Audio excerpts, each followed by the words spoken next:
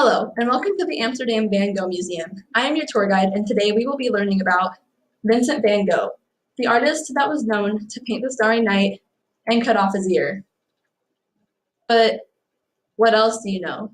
Your answers will probably be minimal, so today I will be taking you through the museum to learn about Vincent's life before art, his younger brother Theo van Gogh, and finally, Vincent's life creating art. I hope you enjoy your tour today. Walking into the first gallery, we see many images of a small Dutch village named Zundert within the Netherlands. This is where Anna van Gogh had her first child on March 30th of 1852. This child's name was going to be Vincent, named after her husband, Theodorus van Gogh's father. Unfortunately, this child was stillborn. After this heartbreaking event, exactly a year later, on March 30th of 1853, the Vincent van Gogh that we all have heard about was born, and following him were 5 siblings. Anna, Theo, Elizabeth, Wilhelmine, and finally Cornelis. Their father was a priest at the church across the street while their mother stayed home to tend to them. Now this is an image of Vincent's childhood home, and while it was very traditional and religious, it wasn't strict in many ways. The parents had newspapers and magazines sent to their home so that they could learn about things that happened outside of their village. They also encouraged their children to learn about new cultures and to strengthen their talents. Now, as Vincent got older, he gained a lot of interest in art. Drawing was his favorite at the time, and he even started going to public school. And while he was only there for 10 months and did very well, he didn't like it. And at the age of 16, he was sent to work at his uncle's art gallery. He did very well there. He did so well, in fact, that he was later moved to an office in London and again to Paris. But according to the book Van Gogh, A Power Receiving, he was fired from his Paris job soon after he had arrived, and he couldn't hold a steady job after that. He once decided he wanted to be a priest and went to school for that, but he also failed out of this, and I believe this is where his mental illness started to take a hold of him. Now, stepping into the second gallery, we meet Theo van Gogh. Now, I'm sure many of you are wondering, who is Theo? And if he's so important, why have I never heard of him?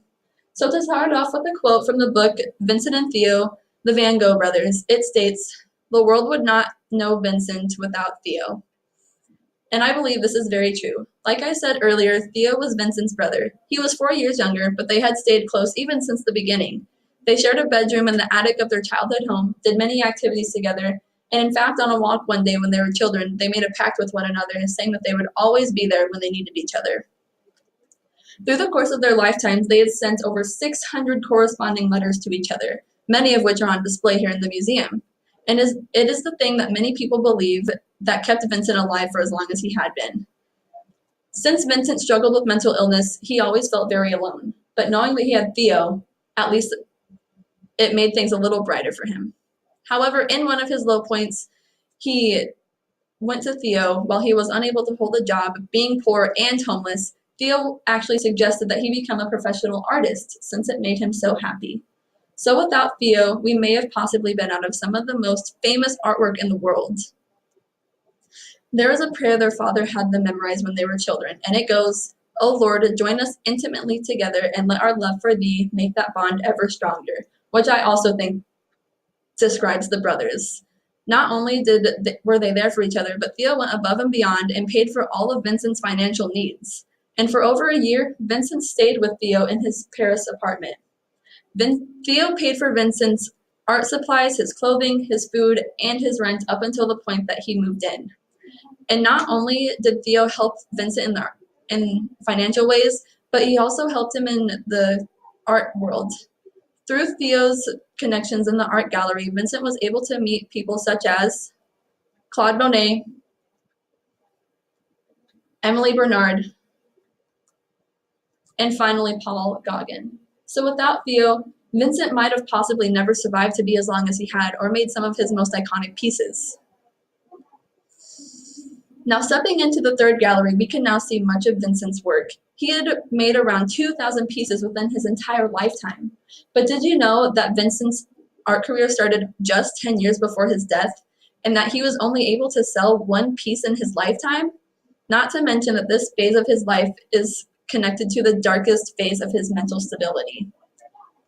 Now, Paris had grown very boring for him, and he'd started to feel like an outcast. So he decided to move to the south of France with the knowledge he gained from his artistic friends to a town called Arles. This is where he really took off. He was painting in the fields every day, and if he wasn't in the fields, he would be in the yellow house, which is where he stayed, all paid for by Theo, of course.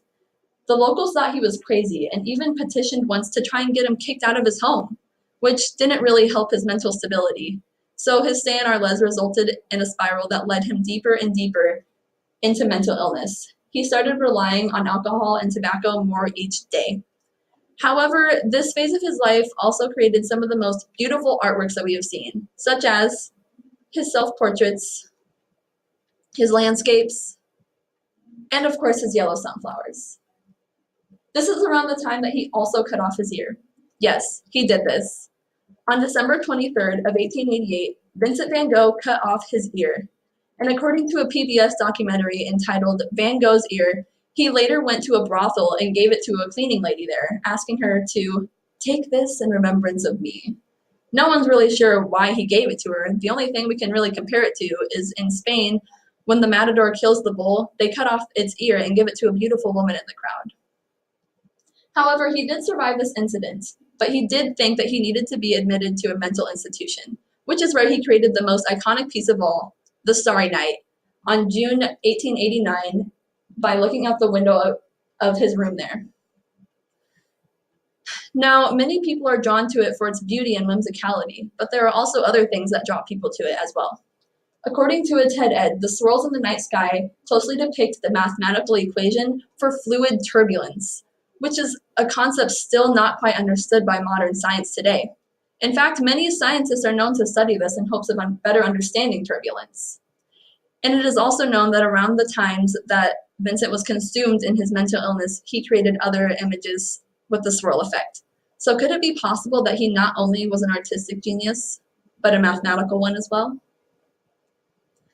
Of course, Vincent's time did come to an end. In July of 1890, he was shot in the stomach.